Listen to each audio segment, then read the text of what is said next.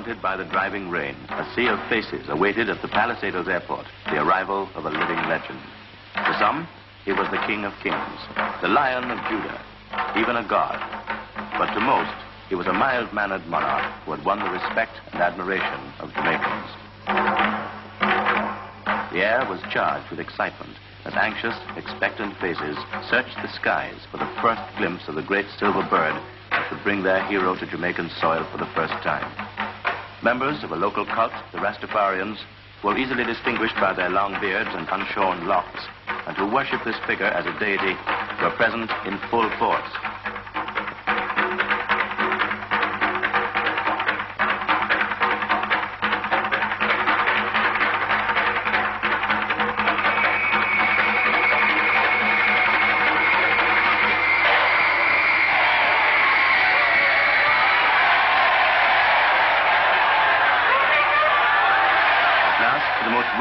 Boisterous, tumultuous welcome ever given to any visiting or local celebrity, His Imperial Majesty Haile Selassie I, Emperor of Ethiopia, arrived.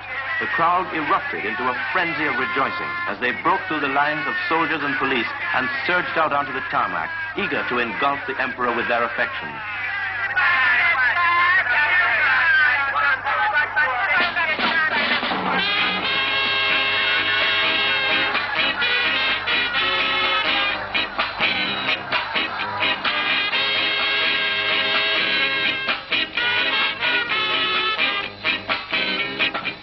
The ceremonial welcome that was planned had to be abandoned as the avalanche of men, women, and children swept away all semblance of order.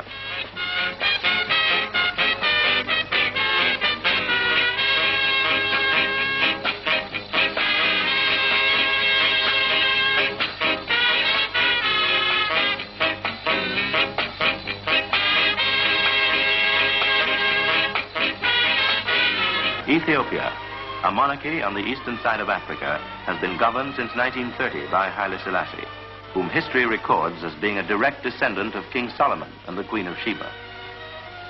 Jamaica was among the places visited by His Imperial Majesty on his tour of the Caribbean area.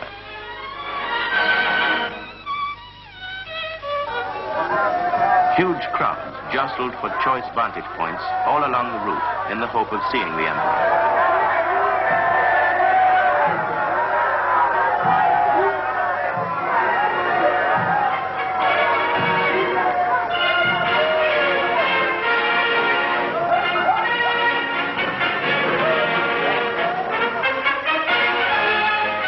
George VI Park, thousands also awaited his arrival.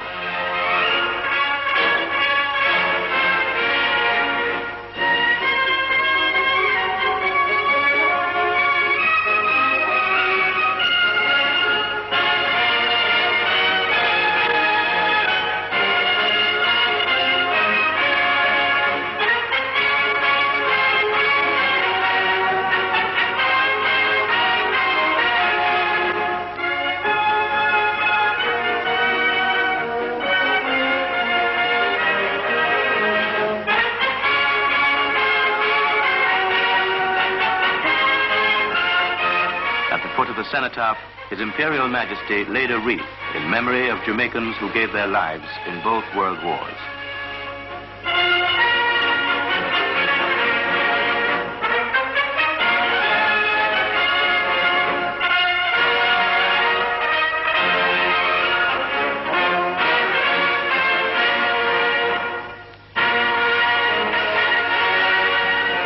The tomb of the noted Jamaican patriot Marcus Garvey was also visited by the emperor.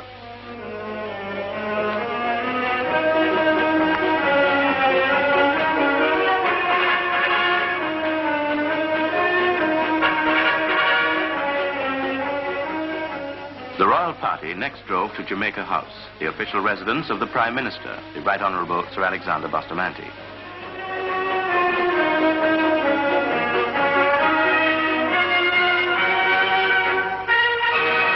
The Emperor was introduced to Sir Alexander and Lady Bustamante by the acting Prime Minister, the Honorable Donald Sangster.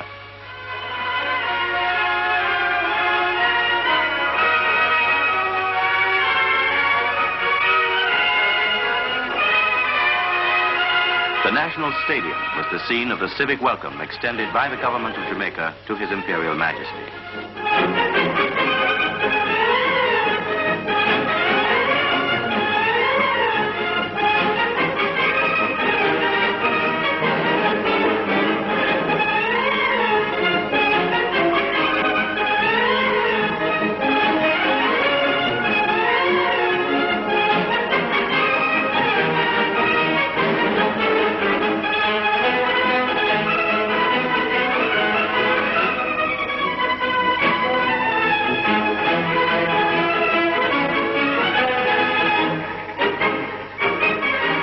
The acting Prime Minister read the address of welcome.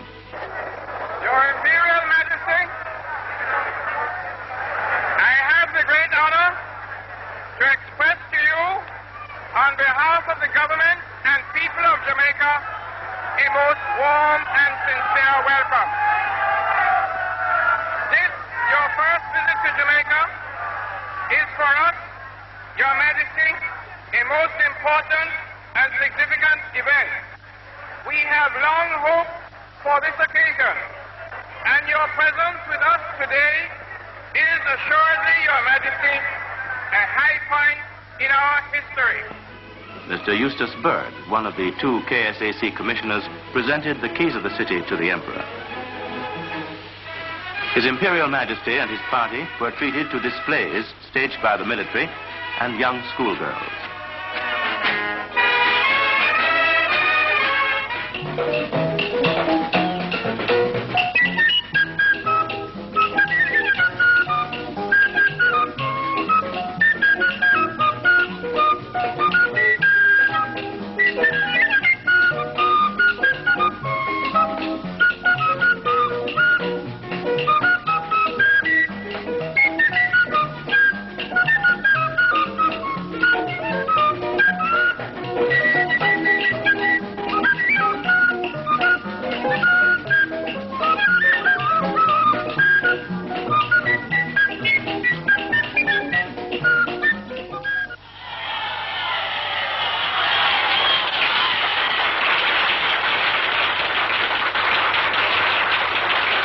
The next stop for the royal party was King's House, the official residence of His Excellency the Governor-General, Sir Clifford Campbell.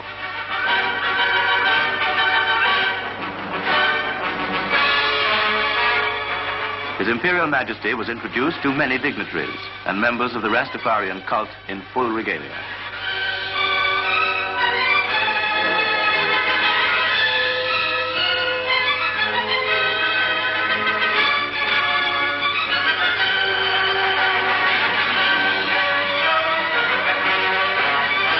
The Emperor afterwards presented gold medallions to the Rastafarians.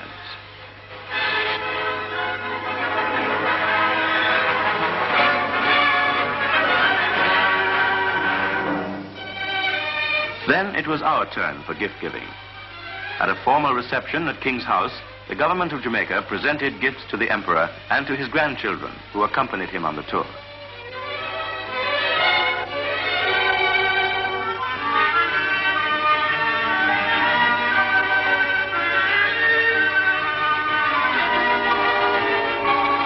Flanked by officials of state and the military, he was escorted across the lawns of King's House.